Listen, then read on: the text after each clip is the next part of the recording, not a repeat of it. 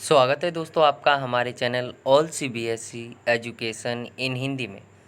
दोस्तों आज का ये वीडियो बीए प्रोग्राम के जो स्टूडेंट है उनके लिए होने वाला है, जो फर्स्ट ईयर के स्टूडेंट हो। और आज की इस वीडियो में हम करेंगे हिस्ट्री का चैप्टर 6 मौर्य साम्राज्य। इससे पहले भी मैंने दो पार्ट बना दिए हैं। आज ये आपका होने वाला है पार्ट 3। और इस पार्ट 3 में हम देखेंगे चंद्रगुप्त मौर्य के बारे में। उनकी जो वंश परंपरा है वो टॉपिक रहेगा आज का, चंद्रगुप्त मौर्य है। और जो टॉपिक है आपका चंद्रगुप्त मौर्य की वंश परंपरा, तो इस टॉपिक को आज हम क्लियर करेंगे इस वीडियो में। तो बने रहिए हमारी इस वीडियो के साथ और अंत तक देखें वीडियो को। एक ही वीडियो में आपका पूरा क्लियर हो जाएगा। इस 10-12 मिनट जितने की बने उसमें आपका ये जो है टॉपिक क्लियर हो जाएगा। तो स्टार्ट करते हैं चंद्रगुप्त मौर्य की वंश परंपरा से।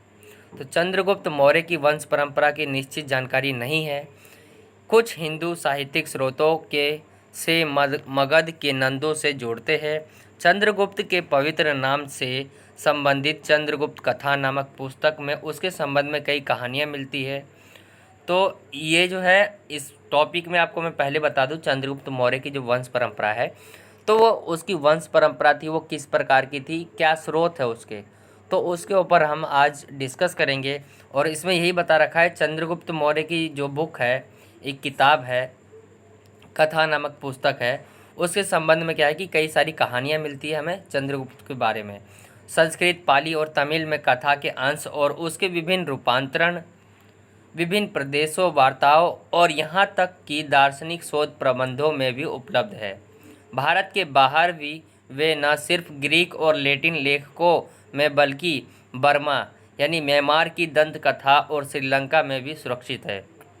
शिलालेखों और इतिहासकारों और भारतीय तथा श्रीलंकाई विद्वानों की रचनाओं से कथा की ऐतिहासिक प्रामाणिकता उपलब्ध होती है। तो ये सारी चीज़ें जो है एक स्रोत के लिए मैंने भूमिका बना दी है इस टॉपिक की। तो आई होप कि आपको अच्छा लगा होगा और ये समझ आ गया होगा। तो जैसा कि ऊपर कहा गया है कि चंद्रगुप्त मौर्य की वंश परंपरा जो है वो विवादास्पद है। यानी इसमें कोई कहता है कि सबूत ये है, कोई कहता है चंद्रगुप्त जो था वो शूद्र था, कोई कहते हैं क्षत्रिय था। तो इनके क्या है कि विवादास्पद है, मतलब इसमें भी अभी मतभेद है और इस संबंध में विभिन्न मत जो है मिलते हैं। देखते आगे पुराण क्या कहते हैं। तो पुराणों में जो सबसे प्राचीन ब्राह्मण ग्रंथ है उनमें चंद्रगुप्त की अपेक्षा नंदों के वंशों की चर्चा विशेष रूप से की हुई है। वे सिर्फ ये चर्चा करते हैं कि ब्राह्मण कौटिल्य ने अधार्मिक नंद का नाश कर चंद्रगुप्त को राज्य का प्रधान शासक बनाया। कौटिल्य जो धर्म का प्रबल समर्थक था, उनके द्वारा चंद्रगुप्त के राज्य अभिषेक में संकेतित होता है कि वह राजपद के लिए सुयोग्य क्षत्रिय था। पुराणों में कहीं भी पूरा का उल्लेख नहीं मिलता है, जो चंद्रगुप्त की तथाकथित माँ अथवा दादी थी। पूरा जो है चंद्रगुप्त की दादी थी।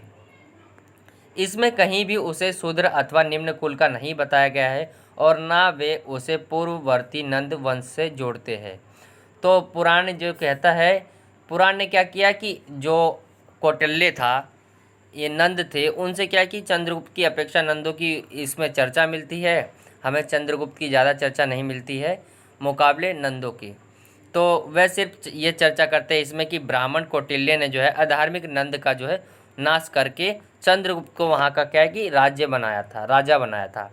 और कौटिल्य क्या है कि जो धर्म का प्रबल समर्थक था, उसके द्वारा चंद्रगुप्त के राज्याभिषेक में संकेतित होता है। तो ऐसा संकेत मिलता है हमें कि कौटिल्य ने ही जो चंद्रगुप्त मौर्य है उसका राज्याभिषेक किया था। तो ये सारी बातें थी पुराणों में जो लिखा है। आई होप कि आपको ये समझ आ गया होगा। और आगे देखते हैं, इसमें उल्लेख नहीं मिलता है जो चंद्रगुप्त की तथाकथित माँ उसकी दादी थी, पहले बता दिया मैंने ये। इसमें कहीं भी उसे शूद्र अथवा निम्न कुल का नहीं बताया गया है और ना उसे पूर्ववर्ती नंद वंश से जोड़ते हैं। तो पुराण में क्या है कि उसकी दादी तो बता दिया है पूरा, यहाँ पे जो लिखा है आपका पूरा का उल्लेख कहीं नहीं मिलता जो कि उसकी दादी थी। और इसमें कहीं भी क्या है कि उसे शूद्र यानी निम्न कुल से जो है नहीं जोड़ा है और ना उसे पूर्ववर्ती नंद वंश से जोड़ते हैं, जो पहले के नंद वंश थे उनसे भी नहीं जोड़ा है चंद्रगुप्त मौर्य को। श्रीधर स्वामी। तो सर्वप्रथम विष्णु पुराण के टिप्पणीकार श्रीधर स्वामी ने मौर्य पदवी के आधार पर चंद्रगुप्त के निम्न कुल की चर्चा की है। उन्होंने मौर्य उपाधि की व्युत्पत्ति मुरा से बतलाने का प्रयास किया है। मुरा मतलब जो नंद राजा की अनेक पत्नियों में से एक थी और उसे चंद्रगुप्त की मां माना है। लेकिन यह टिप्पणीकार गलत व्याकरण और काल्पनिक इतिहास दोनों का दोषी है।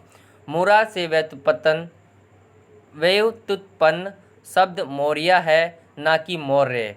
फिर टिप्पणीकार चंद्रगुप्त को नंदों का वंशज बतलाता है, लेकिन मौर्य के नाम के साथ निम्न कुल का दोष नहीं जोड़ता है।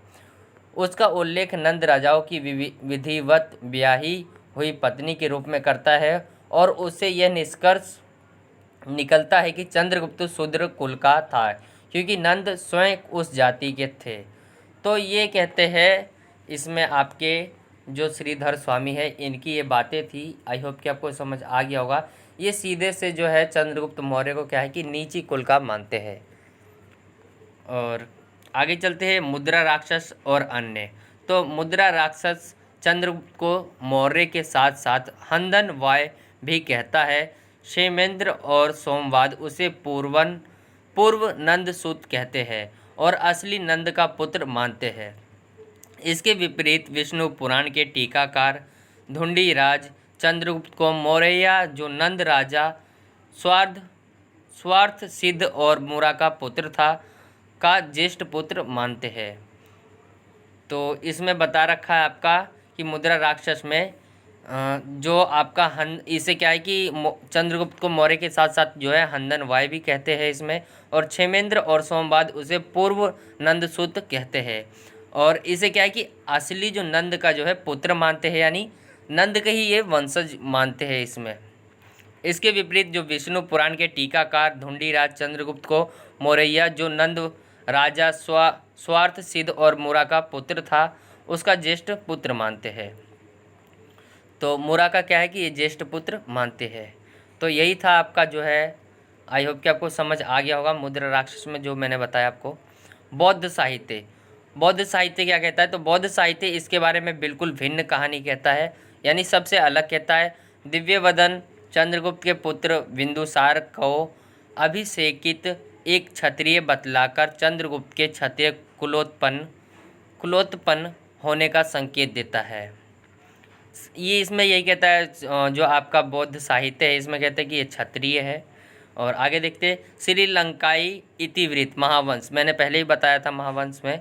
तो जो महावंश है उसके अनुसार चंद्रगुप्त वर्तमान पूर्वी उत्तर प्रदेश गोरखपुर जिले में तराई में रुमिन देई और कसिया के बीच में कहीं अवस्थित पिपफाली वन के मौर्य यानी मोर पक्षी के आधार पर नामक क्षत्रिय कुल का वंशज था।